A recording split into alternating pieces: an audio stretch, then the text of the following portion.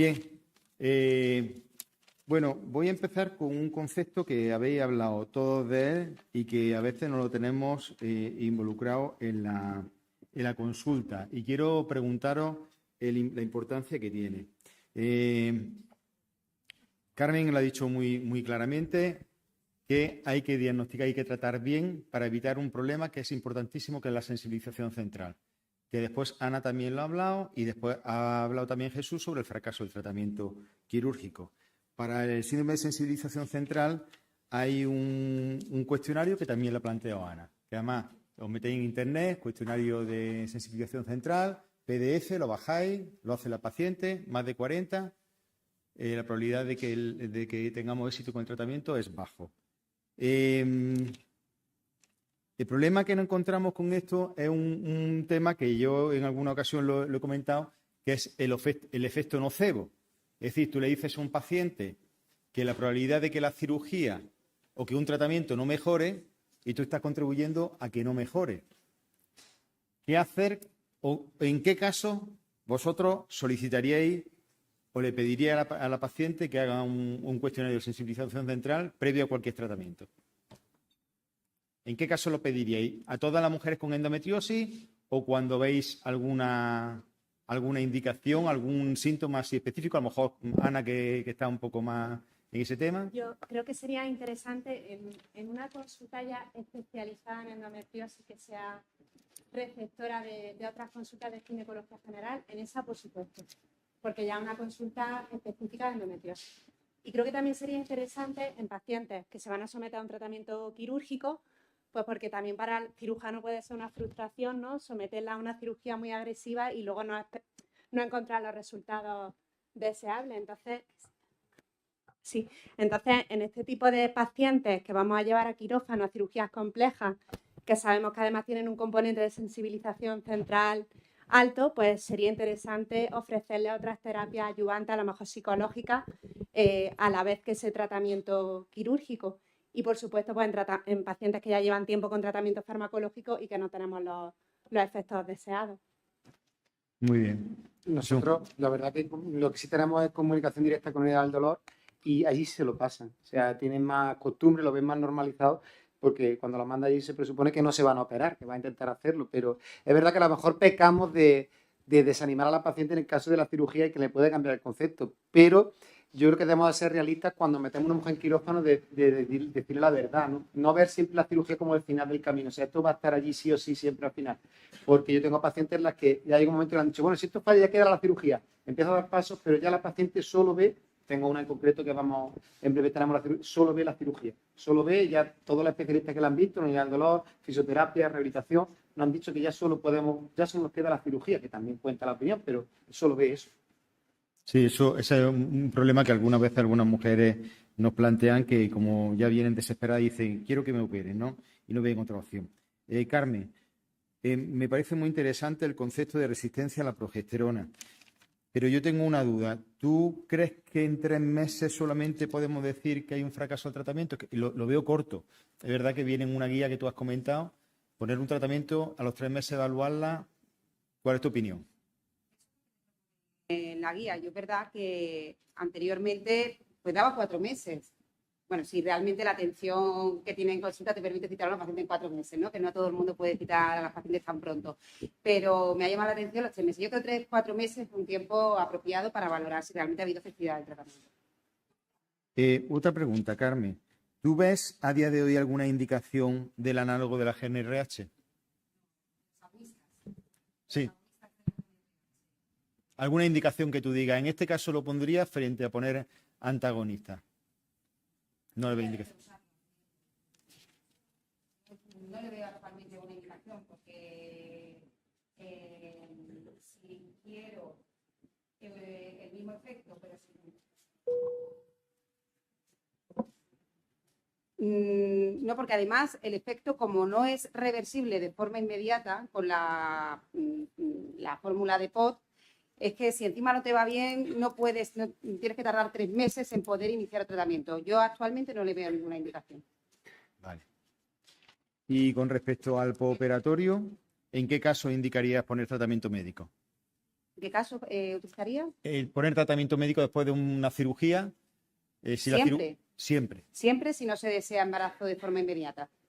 ¿Vale? Siempre poner tratamiento, eso es una recomendación con un grado de evidencia alto, ¿vale? Que es lo único que tenemos para disminuir la recurrencia tanto ecográfica como clínica, como persistencia del dolor. A la hora de qué tratamiento plantear, pues se ha visto que son eficaces todos los tratamientos descritos, desde los progestágenos, los anticonceptivos, los antagonistas. Bueno, los antagonistas no se han estudiado todavía en la recurrencia de la enfermedad, pero se estima que realmente debe ser necesario, debe ser eficaz por su forma de acción. Pero sí tenemos que tener en cuenta que si una paciente antes de la cirugía ha estado con un tratamiento y no ha sido eficaz, por ejemplo, progestágenos, si la paciente se somete a una cirugía, no volver al tratamiento anterior, sino dar un salto terapéutico. Por eso ahí tienen lugar los antagonistas, empezar con un antagonista después de la cirugía. Muy bien. ¿Alguna pregunta sobre tratamiento médico? Allí, una pregunta.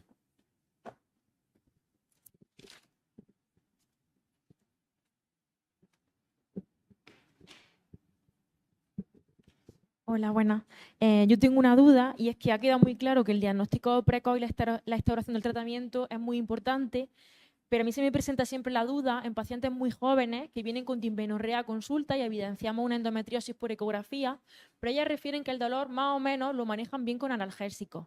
¿Debemos ser muy proactivos en intentar recomendarles un tratamiento, por ejemplo, con progesterona para frenar la progresión de la enfermedad? ¿O ese tratamiento es solo para aliviar los síntomas? Yo me meto también en esa pregunta. Hay cuestionarios específicos también de endometriosis para adolescentes que se pueden descargar porque hay una sociedad específica y lo hace el Estado. Y muy proactivos no, tenemos que ser más proactivos de lo que somos ahora mismo, ¿vale? Porque creo que por debajo de los 18 años estamos dejando mucho en terrenos del analgésico. Y sí es verdad que la somatización del dolor, cuando pasan esos 5 o 7 años, se ha complicado mucho. Esas son las pacientes que hemos visto siempre entre los 20 y los 25 años que no las rescatamos con anticonceptivos, que es lo que teníamos hasta ahora, pero porque hemos dado pie a que se deje. Entonces, lo que debemos de valorar realmente si esa endometriosis tiene gravedad por debajo de los 18 años, yo sí empezaría a poner un tratamiento pues de primera línea con anticonceptivos. Realmente se desconoce cuál es la evolución de las lesiones, si todas las lesiones van a progresar. Correcto. ¿Vale? No se sabe qué porcentaje de lesiones van a progresar y cuáles se van a quedar estables. Pero sí es verdad que en la paciente adolescente es importante iniciar el tratamiento, por lo que ha dicho, por la sensibilización central del dolor y sobre todo por lo que he comentado, porque es el periodo que hay donde pueden evolucionar esas lesiones hasta los 25 o 30 años, cuando el fenómeno inflamatorio puede cambiar a un fenómeno de fibrosis y si tenemos algún arma terapéutica para intentar detenerlo, es el tratamiento. Y bueno, lo claro está cuando hay una endometriosis, un adolescente, estamos viendo un endometrioma, pero ¿y si no vemos algo? Si es una endometriosis superficial, que sí que hay criterios para su diagnóstico ecográfico, pero realmente en la práctica clínica es muy difícil diagnosticar una endometriosis superficial, pues también ha recomendado el tratamiento empírico, empezar con esas pacientes y hacer un seguimiento. Vamos a pasar. La doctora Naveiro.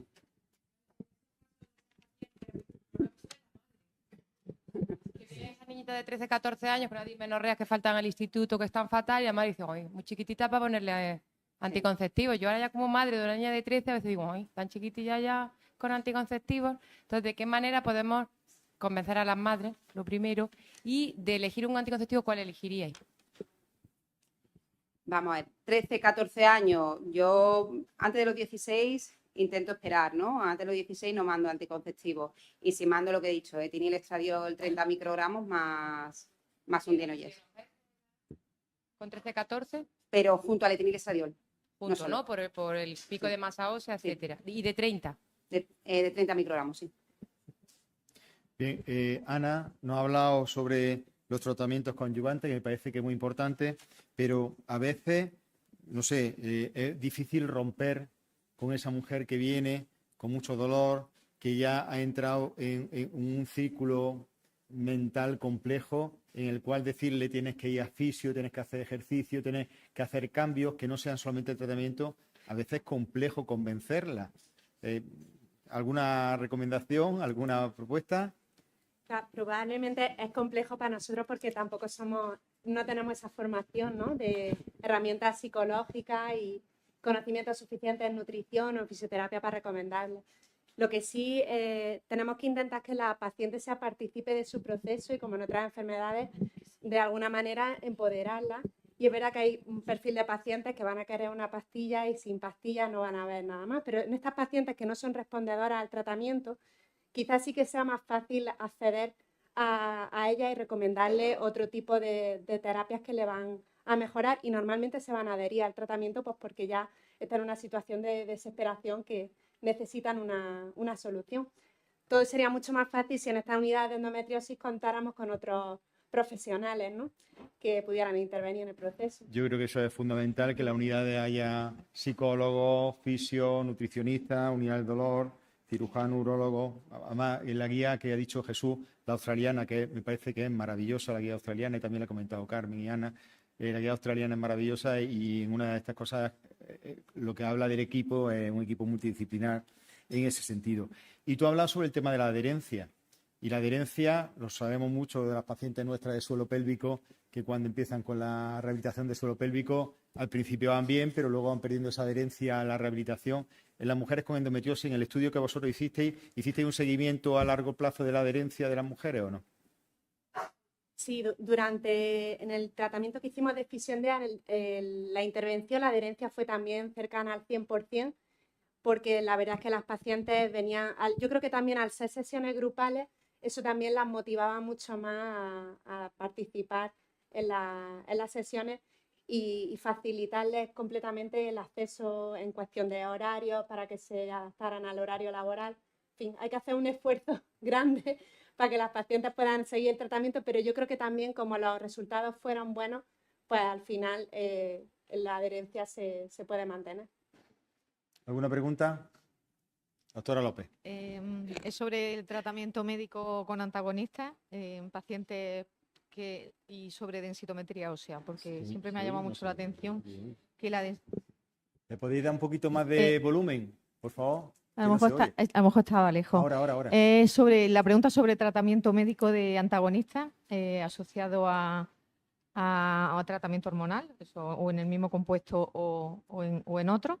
Y siempre me ha llamado mucho la atención que se solicite la densitometría al año de tratamiento. Entonces, estamos hablando de que es una enfermedad crónica. A lo mejor tenemos una paciente pues ya alrededor de los 40 que le ofrecimos el tratamiento con antagonistas, y ahora le solicitamos la densitometría al año, y puede venir con una osteopenia, por ejemplo, de columna lumbar. No sabemos si esa osteopenia estaba ya, cómo le informamos de esto, mantenemos el tratamiento o no lo mantenemos. No sé si tenéis experiencia en tratamientos de más de un año y cuánto tiempo podríamos mantener ese tratamiento, tanto si la densitometría está normal como si no está, y cada cuánto sería el seguimiento. En el caso de la endometriosis no hay indicación en ficha técnica para el visado para hacer una densitometría, ¿vale? Solo es en el caso de los miomas. Para el tratamiento de los miomas sí se requiere hacer te lo piden para el visado, pero en el caso de la endometriosis no. Por tanto, yo no la pido a no ser que haya factores de riesgo osteoporóticos, que yo identifique que hay factores de riesgo. No la suelo pedir de forma periódica, como en los miomas porque lo necesitas para el visado. Y vamos a finalizar con preguntas para el doctor Presa. Creo que la exposición que ha hecho bastante objetiva y clara. Yo hace poco, hace menos de un mes en Sevilla, también me tocó un tema, el mismo tema, o sea que lo he revisado y coincido contigo. Pero yo, después de revisar todos los temas, a mí me quedó una duda, que tampoco sé si, porque no lo encuentro en ninguna guía. Y ahora con María, que ha expuesto su resultado en la conferencia que nos ha dado, sobre el tema de la disfunción sexual. Es decir, hay mujeres que somos capaces de, con una endometriosis que la tenemos determinada, que a lo mejor está en el toro uterino, que está a nivel rectovaginal, que es una endometriosis que no está produciendo síntomas obstructivos. Por lo tanto, ni tampoco dolor en general. Le ponen tratamiento médico y la paciente va medianamente bien, pero dice, la relación es imposible. Estas mujeres después desarrollan un vaginismo, van a la consulta de salud sexual, les mejoramos el vaginismo, pero sin embargo siguen siendo las relaciones imposibles. Y yo pienso que ese nódulo o lo quitamos o no van a mejorar de la difusión sexual. Y ella hablan de una mejoría en los resultados posteriores, ¿no? Habla de que entre un 8 y un 54%, una variación muy grande, pero porque es que eso depende de cada mujer y de cada pareja, tiene disfunción sexual, pero con una mejoría importante. ¿Sería planteable a lo mejor en esos casos hacer cirugía, Jesús? Yo no he encontrado ninguna guía, pero en fin, te pregunto por si acaso la has revisado. No abordan el tema y la verdad que el dolor, hablan de dolor, pero claro, el dolor de las relaciones sexuales es un dolor más problemático porque es un concepto un poquito más difícil, porque la sexualidad a la hora de tener relaciones puede ser, y tenemos casos que todo va bien menos la sexualidad. Y te abordas si esa cirugía, que te va a meter en una cirugía de envergadura, porque una endometriosis profunda para quitar, si me va a mejorar. Si ya no hay otro punto de vista, creo que sí habría que intentar mandar a un centro experto y decir, bueno, tengo este dolor y no me prohíbe. Pero bueno, antes de llegar a un vaginismo yo intentaría reeducar una consulta y tener una medida mucho más conservadora, porque la función sexual, tocar la endometriosis en un tabique recto vaginal para mejorar la función sexual, ahí sí puede ser que el riesgo de recidiva lo tenga incluso mayor, pero eso no lo dice ninguna guía. Es verdad que es el punto de vista, y creo porque me hago por el suelo pélvico en sí, además. Pero claro, al punto de dolor en la sexualidad, ahí entramos ya en un campo todavía más complejo. María. María, espera. Creo que las pacientes con endometriosis tienen, y de hecho cuando les preguntas puedes discernir perfectamente los dos tipos de dispareunia que tienen, que son la dispareunia superficial, que la mayoría de veces es un vaginismo, son dolores pélvicos, son pacientes con relaciones sexuales dolorosas que han desarrollado una contractura de toda la musculatura del suelo pélvico, y luego está la dispareunia profunda, que son a causa de nódulos, y es que son nódulos que tú las exploras y tocas el nódulo y luego cuando abres la cirugía está ahí el nódulo. Entonces yo creo que la dispareunia superficial mejora más con la educación sexual, con una consulta de suelo pélvico, pues con todo lo que todos sabemos, pero la dispareunia profunda es causa de nódulo. Lo que pasa es que, claro, da mucho miedo porque, como has dicho tú, Jesús, te estás metiendo por donde se han metido ellos, ¿no? Te meten en el retrocervi, en todo el forni, le tienes que abrir la vagina, bueno, cicatriza desde el punto de vista laparoscópico no tan bien como cuando hacemos cirugía vaginal, el riesgo de recidiva porque quita el nódulo vaginal y luego se queda ahí la endometriosis en el parametrio con el riesgo de recidiva, pero es verdad que son pacientes que cuando la operas dices, pero claro, ¿cómo no le va a doler? Es que tiene una herida de 3 centímetros